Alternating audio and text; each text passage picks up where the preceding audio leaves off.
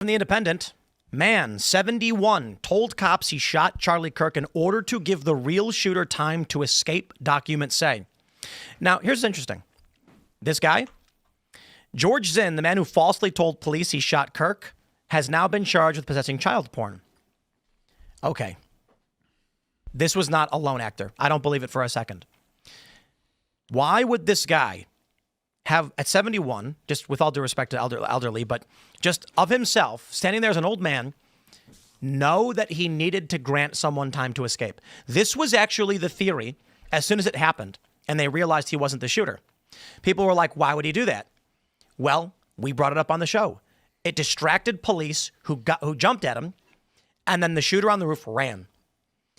Had he not done that, they may have looked around and tried and figured out where the shooter was. Instead, they went and grabbed him instead. He successfully distracted him. Now, just in all honesty, how did he have the quick wit, as soon as the shot happened, to do that? Maybe he's like a broken... Well, okay, I'm just going to go ahead and say maybe he's a broken psychopath with child porn on his phone. And he was just wanting it so bad. Yeah, maybe. It's a possibility. And it was like he heard the noise and immediately was like, ah! And like he's like, this is my mission. I just like you can randomly grab a leftist out of a crowd and they're a pedophile.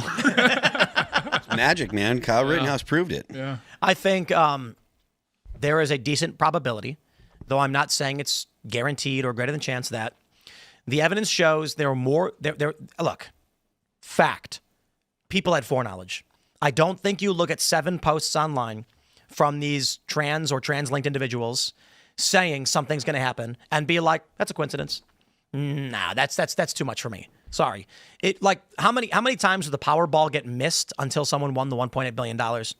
Every there's 2 drawings per week, and it took months. So it is astronomical odds to have 7 people predict, even the day of, saying something big's going to happen. You'll know it when you see it, and then after it happens, say that's that. Yeah, I mean, look, the good news is there are more people that they can wrap up and put in jail. You know, if these people are a danger and they knew, or if they knew and they didn't say anything, they're a danger to society as well. So have the FBI wrap them up, charge them with terrorism, charge them with accessory, throw them in jail forever. I think considering what we find out about this guy and his proclivities, seems to be that there's probably an overlap with him and these other people on these Discord servers. Oh, yeah. I was thinking how many people that identify as transgender have seen pornography under the age of 10, when they were under the age of 10. Like, how many kids were warped by pornography as young children? That Super now... don't care. They're still advocating murder. They go to jail. Yeah, but that's the cross between a guy with child pornography and people that have seen porn when they were little kids. You know, there's this weird sexual perversion. All in jail. Right to jail. I don't care about any of this. I mean, I don't care about any of like when they saw what or whatever. Put them in jail, and that's all that I need to know. I don't care about the backstory. Right. Well, and if they're tweeting like veiled threats, that indicates they have nothing to lose anyway. And that's kind of the problem: is you take these psychopaths that have nothing to lose, and that's how you end up with this situation. So it's like I'm with Phil. Just, let's knock on their doors and figure out what's going on. Not to mention this guy in particular. I remember I went to University of Utah in like 2013 when I was going to school there. He called in a threat to, I think he called in or sent in a threat to the Salt Lake Tribune saying he was going to blow up the Salt Lake Marathon right after the Boston Marathon happened. So he has a proclivity to do this in the first place, whenever chance he can get to be in like this kind of. And he was 59 years old when that happened. Yeah, totally nuts. So. Mental asylums, man. Jeez. Yeah. I think there are more people that are involved. I think I don't trust the messages they put out are complete. They say it's complete, but I don't trust it because there's ellipses in it, and it's perfect. It's perfect grammar, so it's clearly transposed.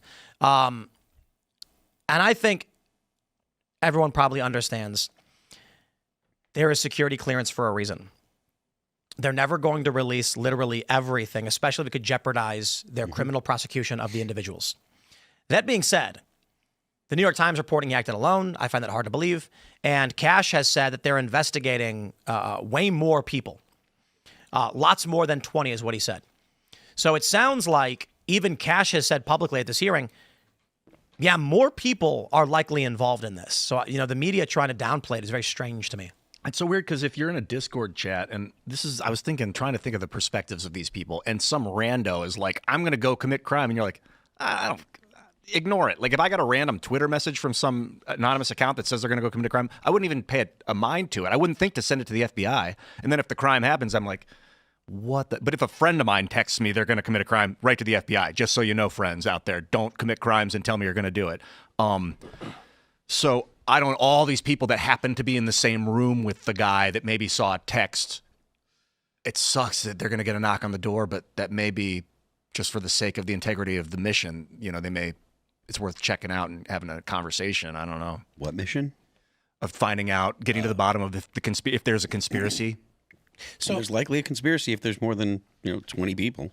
More than one person. I think the government is going to struggle to put together a way to go after people such that it satisfies conservatives or right wingers that they're going after the left enough. So I think the administration is struggling to find a way to not let this so-called political crisis go to waste, for them to have something effective to do. But what are they going to do? You have the Attorney General Pam Bondi saying she from one moment in an interview earlier that like she's going to go after hate speech, but like I don't think that's the direction of Charlie Kirk that Charlie Kirk would have wanted this to go in. Like he was famously a free speech type guy. So like the administration is struggling. Like what if this Robinson guy didn't isolated and didn't implicate any of his friends to a degree that could get them arrested or anything? What does that leave for people to want to do in the government?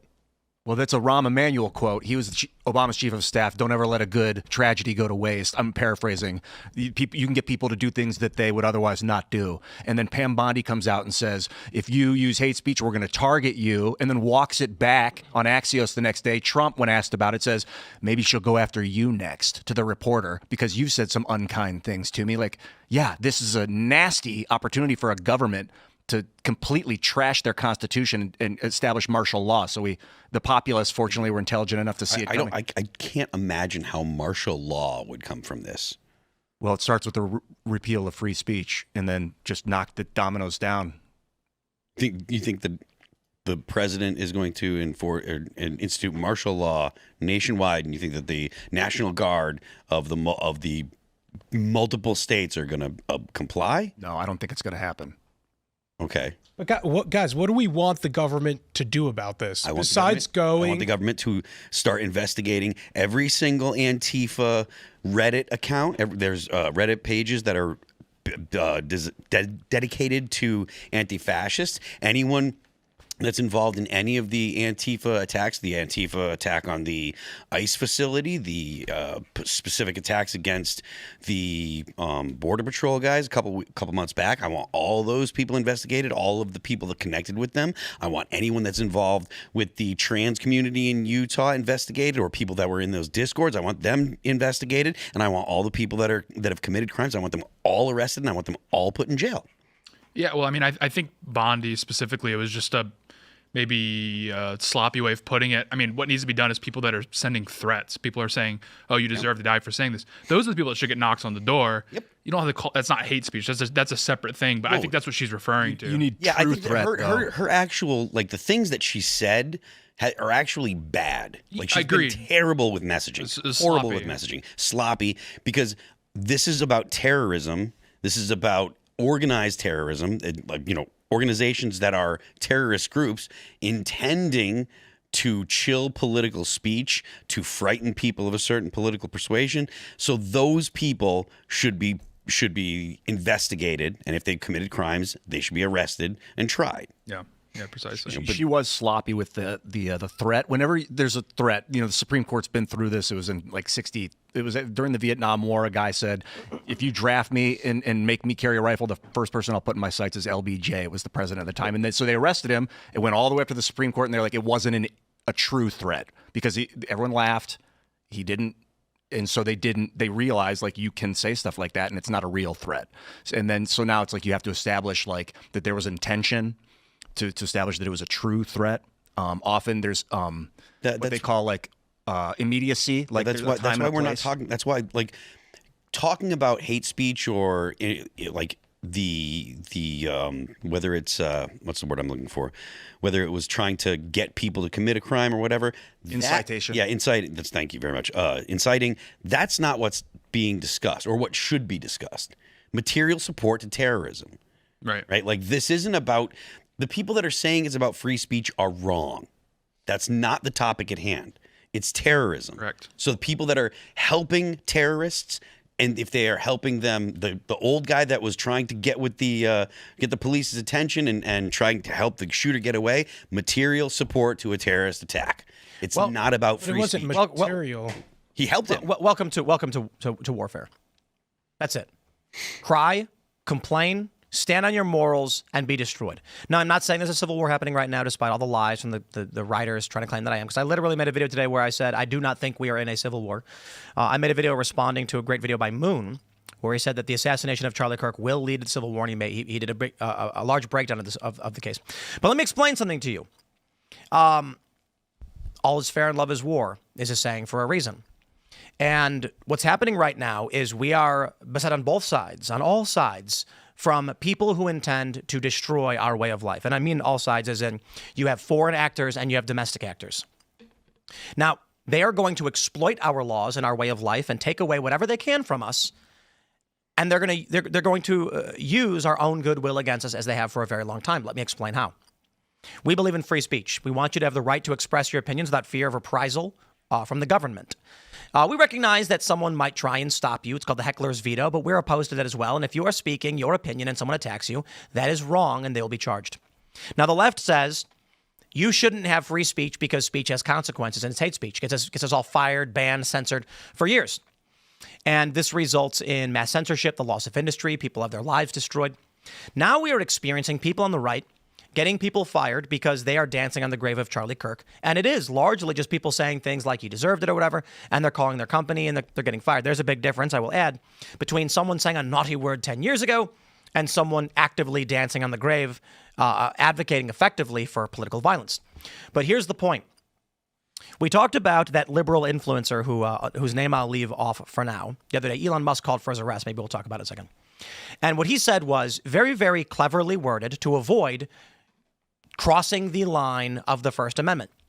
He said, and I'm gonna paraphrase the points made in the Piers Morgan debate and videos from his own channel. Violence has reached an extreme degree. 7 of 10 of the worst protests, of the biggest protests in the country, more political violence we've ever seen. And if you, quote, if you wanted Charlie Kirk to be alive, Donald Trump shouldn't have been president for the second term. He said in another video, conservatives need to fear being killed. They need to fear death. That is saying it as explicitly as you can without getting into legal trouble. Why? If violence has already reached an extreme degree to where we've got 7 of 10 of the biggest protests and people are getting shot and assassinated, literally what else could happen that would make a conservative fear dying? Well, extreme violence won't do it. He said it's like memes. They don't believe that they'll actually die until one of them does. That's the implicit.